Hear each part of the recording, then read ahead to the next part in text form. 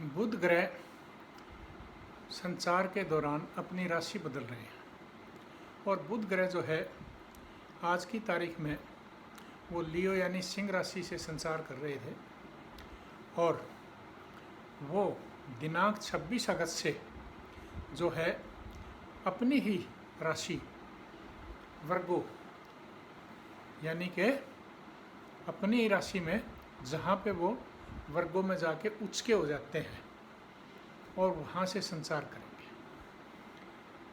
अतः जब बुध ग्रह अपनी राशि में जाए और वहाँ भी जाके उच्च का हो, एग्जॉल्टेड हो यानी पावरफुल हो, तो जिनकी कुंडली में बुध ग्रह की प्लेसमेंट अच्छी है उनके लिए काफ़ी फ़ायदे का समय है, खास करके बिजनेस के लिए, कम्युनिकेशन के लिए, ट्रांसपोर्ट के लिए, इन जगहों पे आप बिजनेस और फाइनेंस के लिए जहाँ जहाँ भी आप करना चाहते हैं आप फ़ायदा उठा सकते हैं बुध ग्रह का। अब बुध ग्रह बुद्धि के मालिक हैं, ब्रह्मांड में उनको प्रिंस का दर्जा दिया गया है, राजकुमार का। मैंने पहले भी कई बार आपको बता चुका हूँ कि बुध ग्रह आपकी कुंडली में लगन में या 7वें भाव में है तो आप हमेशा जवान नजर आएंगे, और अगर वो अच्छे भाव में बैठा है, कोई बुरे ग्रहों की नज़र नहीं है। अब बुध ग्रह का कन्या राशि यानी वर्गों में जाना तो अच्छी बात है, और वो सूर्य के नक्षत्र में भी जा रहे हैं जो कि उनके अपने मित्र का नक्षत्र है, और सूर्य के नक्षत्र में बुध ग्रह का जाना स्वाभाविक है कि वो एक राजयोग वगैरह को भी जन्म देता है, यानी कि अच्छे संस्कार पैदा करने में और अच्छी बुद्धि देने में, कैलकुलेशन में मदद होती है ऐसे नक्षत्र में जाने से। अतः बुध ग्रह का जितना फ़ायदा उठा सकते हैं जिनकी कुंडली में शुभ बैठे हैं, अतः आप पहले अपनी कुंडली का विश्लेषण करवाएं। अगर बुध ग्रह सही बैठे हैं तो आप फ़ायदा उठाएं और उनको और शुभ करें। अगर बुध ग्रह शुभ नहीं है तो आप उनके उपाय करें, रेमेडीज़ करें, जिससे कि बुध ग्रह प्रभाव दे सकें आपको और आपके लिए शुभ हो सकें। सबसे पहले मैं बात करूंगा राशि वाइज कि बुध ग्रह जैसे वृश्चिक राशि, स्कॉर्पियो राशि के जो है 11वें भाव से संचार करेंगे, यानी उनका तो एक किस्म का यूँ समझिए कि वो हर पहलू पे, फाइनेंस का हर पहलू पे फ़ायदा करेंगे, कोशिश करेंगे। दूसरा जो है बुध ग्रह आपके 10वें भाव में बैठे हैं, किसके? धनु राशि के जाएंगे, मतलब संचार के दौरान 26 अगस्त से। तो वहाँ पे आपकी कोई सर्विस वगैरह है, कोई फाइनेंशियल स्टेटस में इम्प्रूवमेंट है, या आप फाइनेंस, ट्रांसपोर्ट, कम्युनिकेशन और इसके अलावा जो जो भी आप उन चीज़ों से संबंधित, व्यापार से या पैसे से संबंध है, तो आप उसमें फ़ायदा उठा सकते हैं।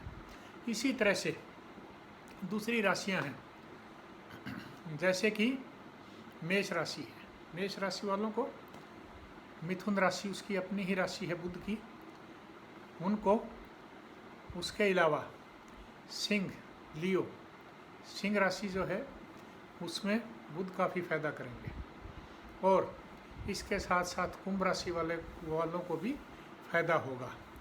एवं जो है इसके साथ साथ अगर बुध मान लीजिए कि आपके कहीं अच्छी जगह से कुंडली में भी बैठे हैं और यहाँ संचार के दौरान भी अच्छा है, तो आप ऐसे समय में, जो कि आज की दौर में दुनिया में सबसे बड़ी किल्लत पैसे की, फाइनेंस की है, आप उसमें, व्यापार में, जहाँ भी हो सकता है वहाँ आप पैसा लगाएंगे तो फ़ायदा होगा। ये बात हर एक जातक पर लागू होती है, हर एक देश पे, प्रदेश पे और संसार पे लागू होती है। यानी कि जिन देशों में ये चीज़ है वो वहाँ अपना फ़ायदा उठा सकते हैं, प्रदेश में है तो वो वहाँ फ़ायदा उठा सकते हैं, इसमें कोई दो राय नहीं। इसके साथ साथ बुध ग्रह जो है अगर आपकी कुंडली में ठीक संचार नहीं कर रहे, उनसे कोई फ़ायदा नहीं हो रहा और आपकी दशा वगैरह भी आई हुई है, तो ऐसे समय में आप उनके उपाय ज़रूर कीजिए।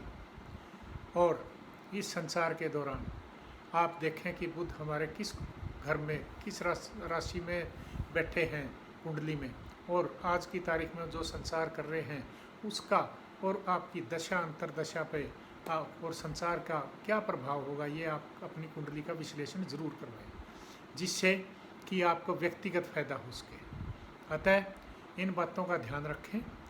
और बुध ग्रह के मेडिकल एस्ट्रोलॉजी में मैंने कई बार बताया है आपको कि स्किन डिजीज़ का ज़रूर ध्यान रखें। अगर बुध ग्रह आपके 6, 8, 12वें भाव से गुजर रहे हैं या कुंडली में कहीं ठीक भाव से नहीं गुजर रहे हैं, तो भी आप 3, 9वें से भी, तो भी आप स्किन की डिजीज़, गले की बीमारियां और वाणी के रोग जितने भी हैं वो आप इन चीज़ों पे ध्यान दें और अपना जो है बुध ग्रह का उपाय करें, जिससे कि बुध ग्रह शांत हों और आपके लिए नुकसान की बजाय फायदा करें, नुकसान ना होने पाए ऐसे से। तो खास करके मतलब मैं ये कहना चाहता हूँ कि बुध ग्रह का जो संचार है वो ओवरऑल फ़ायदा दे, मैं ये चाहता हूँ, और आप फ़ायदा उठाएं, मैं ये चाहता हूँ।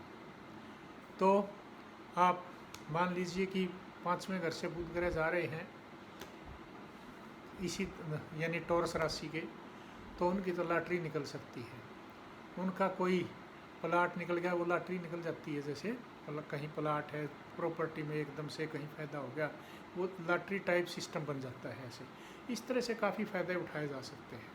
ठीक है, तो आप ज़रूर इस बात पे ध्यान दें।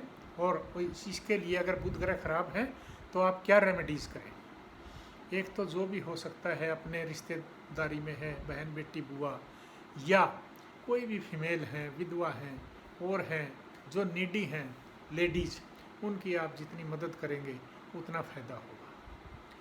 तीसरी बात जो है पशु पक्षियों को आप दान करें, उतना फ़ायदा होगा।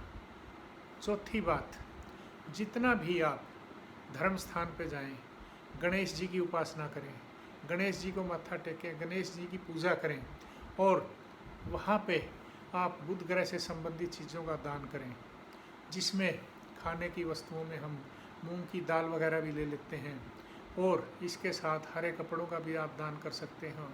कहीं जाके जहाँ पे ज़रूरतमंद हैं वहाँ पे आप ऐसी चीज़ों का भी दान करेंगे तो आपको फ़ायदा होगा, ये पक्की बात है। और अगर राजनीति में हैं अगर आप, तो ऐसे समय में आपका, जैसे मैंने बताया कि बुध ग्रह 10वें 11वें यानी कि धनु राशि के जातक हैं आप, या स्कॉर्पियो के वृश्चिक राशि के जातक हैं आप, या आप जो है तुला राशि के भी जातक हैं, तो आप ऐसे समय में बुध ग्रह से फ़ायदा उठा सकते हैं।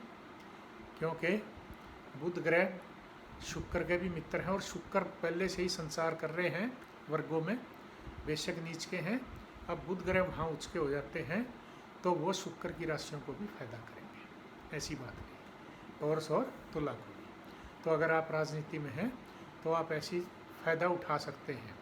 अगर आप व्यापारी हैं तो आप ऐसे समय में, अगर आप सिंह राशि से संबंध रखते हैं और आप व्यापार करते हैं, अगर आप टॉरस राशि से संबंध रखते हैं, इसी तरह से अगर आप जो है ना मेष राशि से संबंध रखते हैं, तो भी आप फ़ायदा उठा सकते हैं। कहाँ पे? व्यापार में। जितना हो सकता है आप उठाइए, फ़ायदा उठाइए, और इसी तरह से बीमारियों से भी आप बचे रहेंगे। और ये उपाय करें जैसे मैंने बताया है, तो आप बुध ग्रह से ज़्यादा फ़ायदा उठाएं। और जो है जितना फ़ायदा उठाएंगे उतना ही आपकी सुख समृद्धि बढ़ेगी। आपकी सुख समृद्धि बढ़ेगी तो संसार में खुशहाली अपने आप ही आती जाएगी। 1 से 2, 2 से आगे इसी तरह से फैलता चला जाएगा खुशियों के समाचार। धन्यवाद।